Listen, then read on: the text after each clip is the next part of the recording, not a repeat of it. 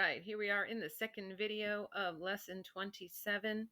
And in this video, we're going to be converting measurements from larger units to smaller units, and then from smaller units to larger units.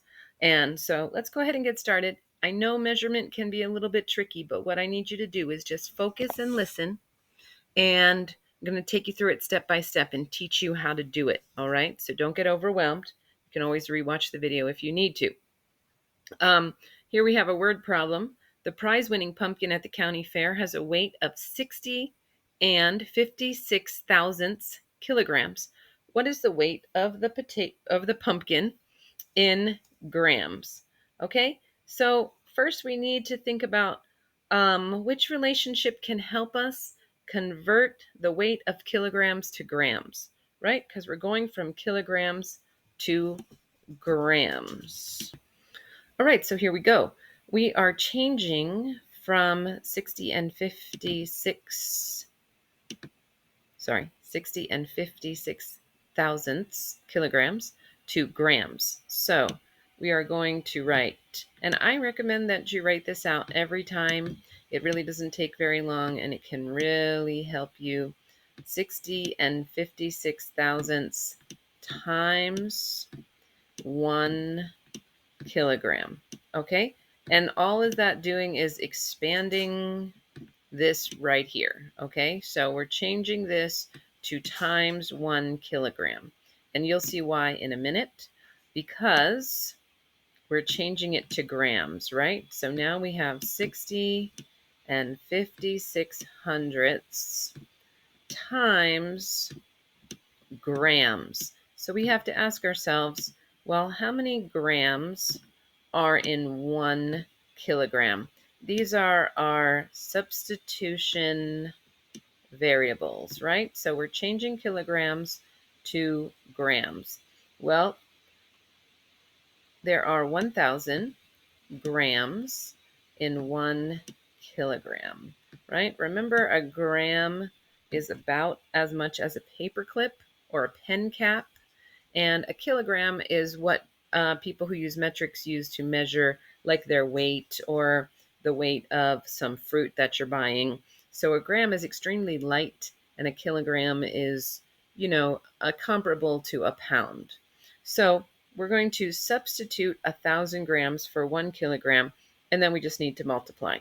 Now remember, we've been working on this all year. When we multiply by a power of 10, could be 1/10, could be 1, could be 10, could be 1,000. All we need to do is shift our digits around the decimal, right? So 60 times 1,000 would be 60,000, or we're going to move the digits 3 times to the left.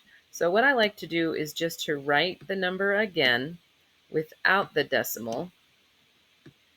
And then I'm thinking about where my decimal is, right? My decimal is here.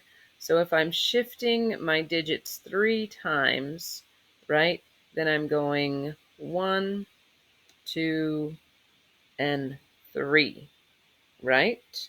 Okay, so, and I also know that 60 times 1,000 is 60,000, right? So 1, 2, 3. That would add another 0 here. Yep, 60,056 grams. I'm sorry, I don't know why I really put that 0 there, but you can use a place value chart if that will help you to visualize this a bit better. 1, 2, 3. Moving my 60 over 3 times. That's a little bit clearer, right? 1, 2, 3. There we go. So now I have 60,000 instead of 6. Okay, and that's my number of grams. So I have some problems that I want you to do in Edpuzzle to practice this. This is not new. This is something we have been working on. So here's what I want you to work on in Edpuzzle. Okay, right here, 4 2/10 liters equals how many centiliters? CL is centiliters. And here's a hint. Cent means 100, right? There's 100 cents in a dollar. So centiliter means 100. So please write 4 2/10 liters. Think about the way we've been talking about it, right? 4 2/10 times 1 liter, 4 2/10 times 100 centiliters. So we're substituting 100 centiliters for 1 liter. These are equal to each other. So then we just need to do 4 2/10 times 100. 4 times 100, right? Think about it. And that's going to be number 1 in your Edpuzzle. And then number 2 in your Edpuzzle is 17 5/10 centimeters times equals how many millimeters, right? And you might know there's 10 millimeters in each centimeter. So go ahead and do those for number 1 and 2 in Edpuzzle. And we're going to move on to converting measurements from smaller units to larger units. Remember, if you need help, ask for help because it's going to get a little bit harder from here. So I don't want you to get stuck. If you need help, please ask for help. Okay, now we're looking at converting measurements from smaller units to larger units. And you can see here we have 1 centimeter. Now 1 centimeter is this big, so we're looking at it with a microscope. It's very, very large in our eyes, but we can see that one of these is 1 millimeter. So you can see that there's 10 millimeters in 1 centimeter, right? So how can we describe this relationship in millimeters? We could say, sorry about that. We could say that 1 millimeter is 1/10 of a centimeter, right? 1/10 of a centimeter. And we know that because we can see that there's 10 millimeters in each centimeter. Okay, so now let's do a little bit of thinking about that.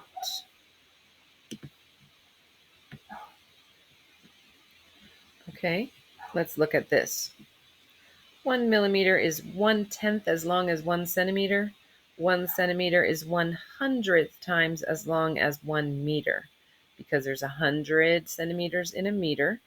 So one of them is 100th of a meter. 1 gram is 1,000th times as heavy as a kilogram. 1 milligram is 1/10 time as heavy as a centigram. Okay, you see the same centigram, centimeter, millimeter, milligram, right? So there's 10 milligrams in a centigram. And 1 centiliter is 100th times as much as a liter. 100th times, sorry about that. And 1 milliliter is 1,000th time as much as a liter. Okay? So let's look at a problem. Let me pull up our problem here.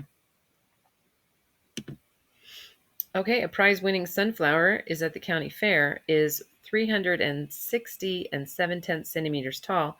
How tall is it in meters? All right, so we know the size in centimeters, but we need to know it in meters. So 360 7/10 centimeters, let's say, times 1 centimeter, right? And now we're going to change it to the substitution variable. What can we substitute for 1 centimeter? Because we're changing it to meters. All right. So there are 100 centimeters in 1 meter, right? So 1 centimeter is 100th of a meter. Yeah. Okay. So now we have 360 7/10 times 100th. And you know what? It's a little bit neater here in the book. Let's look at it here in the book.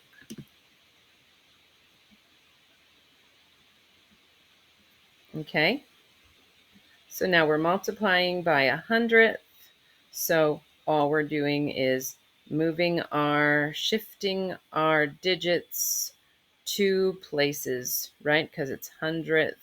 So our decimal is going to be here. It's 3 and 607 thousandths meters. Now we always want to stop and think about that. If I have 360 centimeters, we know that 100 centimeters is a meter, right? So does that make sense that it's 3 meters? Yes, that makes sense, right? So we always want to stop and make sure it makes sense and think about the reasonableness, right? Awesome. So we're shifting our digits 2 places to the right, and now we have 3 and 607 thousandths meters. Okay, let's try one more. Let's look at 35 and 94 hundredths milligrams, and we're going to change that to centigrams. Okay, so we're going to always be following this same pattern, and you're just going to take a minute to write it down. It's not going to take even a minute, right? So we're going to write 35 and 94 hundredths milligrams.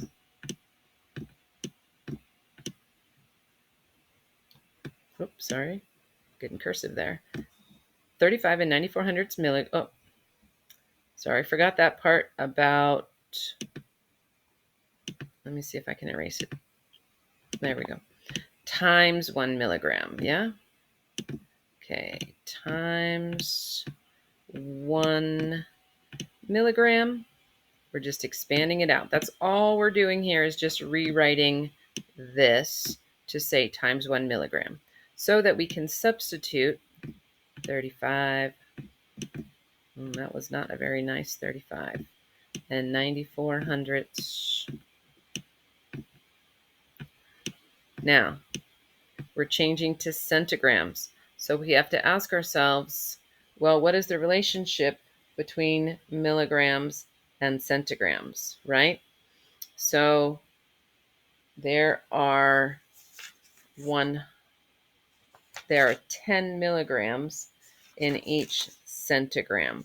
And you can look at the chart to see that, right? You can see that there are 1 centigram is equal to 10 milligrams.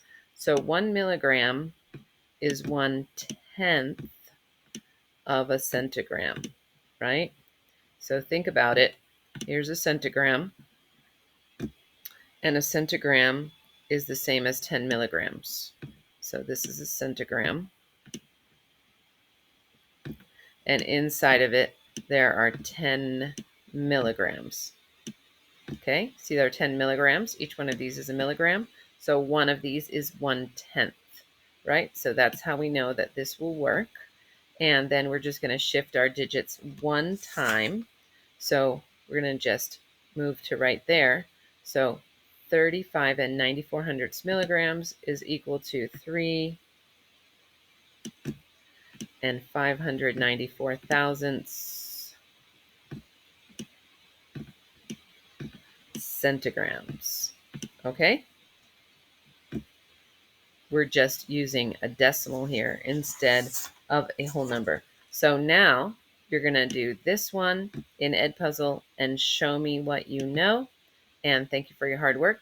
I'll see you there in the next video. Bye.